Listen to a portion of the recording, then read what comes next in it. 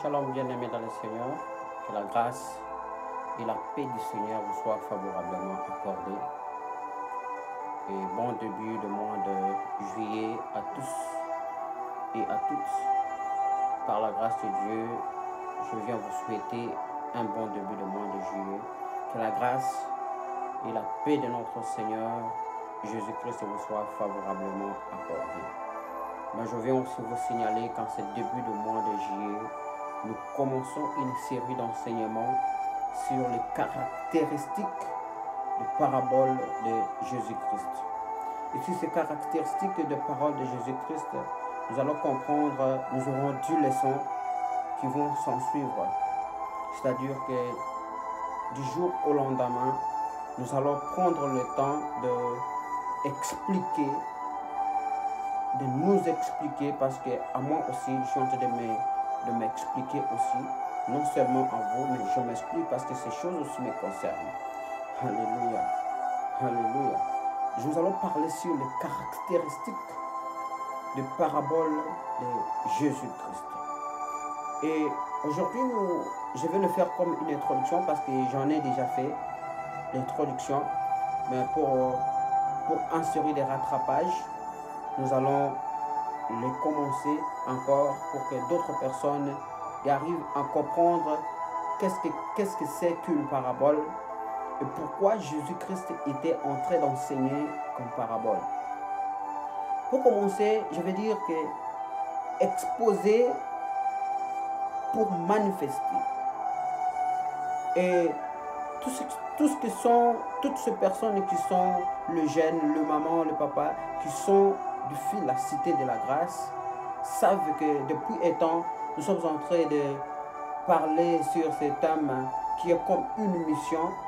Et cette mission qui est d'exposer chaque personne à la parole de Dieu, à l'œuvre de l'Esprit, afin que la vie de Christ soit manifeste personnellement en elle et socialement à travers elle. C'est ça même l'objectif, c'est ça même le but de cet enseignement des caractéristiques de paraboles de Jésus-Christ. Et on a désormais une série sur les paraboles de Jésus-Christ, que je disais. Nous allons apprendre un certain nombre de choses sur les caractéristiques des paraboles de Jésus-Christ. Nous allons apprendre un grand nombre de choses, c'est-à-dire j'ai 10 leçons, il y en a 10 leçons, et 10 leçons à peu près. Si le Saint-Esprit nous permet, nous allons encore prendre autant d'autres leçons pour pouvoir continuer. Alors, commençons aujourd'hui avec la première leçon. Avec la première leçon, nous commençons aujourd'hui. Que veut dire d'abord? Que veut dire aussi? Parce que nous devons savoir que qu'est-ce qui distingue le parabole de Jésus-Christ de celle de l'Ancien Testament, c'est-à-dire des prophètes, des apôtres, des pharisiens ou bien du reste, des paraboles aréniques de l'Ancien Testament. Premièrement, la parabole de Jésus-Christ est, chaque fois que Jésus se faisait parler en parabole, toutes ces paraboles étaient de manière terrestre. Ça, il faut le retenir, parce que c'est très important. Les paraboles de Jésus-Christ étaient terrestres. C'était quelque chose aussi qui avait dans les autres paraboles. Dans toutes ces paraboles de Jésus-Christ, Jésus-Christ prenait que des faits qui sont terrestres. Des faits qui sont terrestres. Que veut dire le mot terrestre? Par les mots terrestres ici, j'entends que Jésus a apprêté les images de la terre. Il a apprêté les images de la terre, l'image de notre quotidien, de faits tellement réels, c'est-à-dire des choses qui se produisaient probablement. C'est-à-dire que Jésus n'inventait pas une histoire dans un monde extraordinaire, dans un monde bizarre. Non, il n'inventait rien. Mais il parlait des choses qui sont dans notre quotidien, des choses que nous vivons tous les jours, dans nos sociétés, dans nos familles, dans nos milieux de travail. Ce sont ces choses-là que Jésus parlait de faits. Il parlait que de faits réels que nous vivons dans notre société. C'est ce que j'étais en train de dire. Mais si les leçons ici, si les leçons enseignées étaient des leçons spirituelles élevées, mais chaque fois Jésus-Christ a prêté les objets des réalités terrestres. Il prenait que de réalités terrestres pour pouvoir expliquer, le transformer en parabole. Regardez par exemple, il a prêté des images de la famille, des pièces perdues, de levain, du fils de prodige, du fils prodigue. Il prend les images qui sont dans la nature, à la graine de moutarde, mais des images liées à la nature comme les animaux, les oiseaux du ciel, de l'eau, de l'agriculture, du semeur. Et Jésus faisait de toutes ces choses des paraboles. Tout ça, ça constituait l'ensemble de paraboles que Jésus-Christ était en train d'enseigner. C'est-à-dire tout ce que Jésus-Christ était en train d'enseigner était de réalités que nous vivons dans notre monde au quotidien, dans notre vie de chaque jour. C'est ce qu'il servait à faire des paraboles. Alléluia. Alléluia. Alléluia. Il prend toutes sortes d'images complètement humaines. Je veux dire, pour pouvoir expliquer une vérité céleste. Il prenait toutes sortes d'images complètement humaines pour pouvoir expliquer une réalité céleste. Il prenait tout ce qui est du quotidien, comme je disais, il pouvait prendre une image d'un animal, des grains de moutarde, il pouvait prendre une image de fils prodigue, pour pouvoir l'expliquer et le faire devenir une réalité céleste. Alors, quand vous serez, bien aimés, quand vous serez en train de lire la parabole de Jésus-Christ, souvenez-vous que Jésus-Christ est ce qui est de la terre formait quelque chose de divin.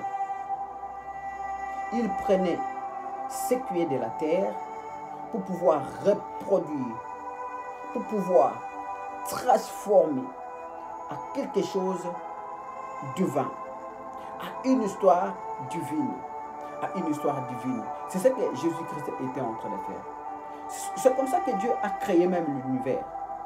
C'est comme ça que Dieu a créé même l'univers. Il a créé le monde. Mais l'air, les sons. Alléluia. C'est comme ça que Dieu a créé le monde. C'est comme ça que Dieu a fait ce qu'il a créé quand il a créé l'être humain en particulier. Pour créer l'être humain en particulier, Dieu notre Père, il a pris de la poussière. Il a pris de la poussière et il a soufflé. Il a soufflé. C'est cette poussière. Il prend la poussière et il souffle et subitement l'être humain vient apparaître. Comprenez un peu ça. C'est ce que même Jésus-Christ faisait. Jésus-Christ prenait de la poussière, il prenait ce qui est de l'humain et il soufflait à l'intérieur et ça devenait net comme la pensée de Dieu. Il prenait ce qui est de l'humain et il soufflait et ça devenait net comme la pensée de Dieu. Comme la pensée céleste. Les paraboles de Jésus-Christ sont terrestres. J'étais en train de dire tout au début que les paraboles de Jésus-Christ sont terrestres, mais leurs leçons sont éternelles. Leurs leçons sont divines. Leurs leçons sont célestes. Il y prend ce qui est de notre société de tous les jours, mais il les met dedans. Et c'est les leçons que Dieu veut que nous voulons apprendre tout au long de cette série d'enseignements.